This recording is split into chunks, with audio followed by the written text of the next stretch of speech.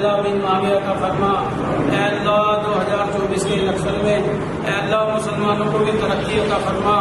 اے اللہ نریندر مودی کو اے اللہ کامیابی عطا فرما۔ اب آئیے تبلیغی جماعت کا مقصد کیا ہے؟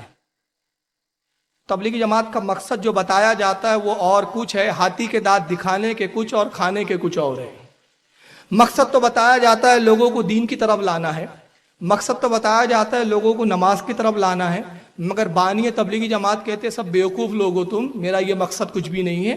میں بتاتا ہوں کہ اصل مقصد کیا ہے۔ آئیے انہی کی کتاب دیکھتے ہیں، حضرت مولانا محمد الیاس اور ان کی دینی دعوت، لکھنے والے مولانا سید ابو الحسن علی ندوی، ادارہ اشاعت دینیات پرائیویٹ لمیٹڈ دہلی سے کتاب چھپی ہے۔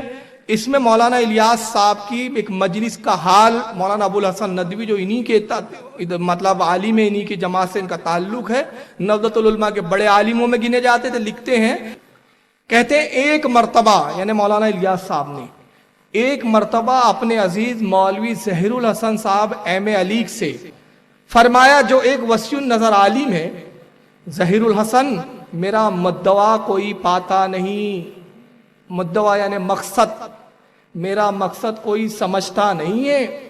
لوگ سمجھتے ہیں کہ یہ تحریک صلاۃ ہے، لوگ سمجھتے ہیں کہ یہ نماز کی تحریک ہے، نمازی بنانے کی تحریک ہے۔ میں قسم سے کہتا ہوں یہ ہرگز تحریک صلاۃ نہیں۔ ایک روز بڑی حسرت سے فرمایا، میاں ظہیر الحسن ایک نئی قوم پیدا کرنی ہے۔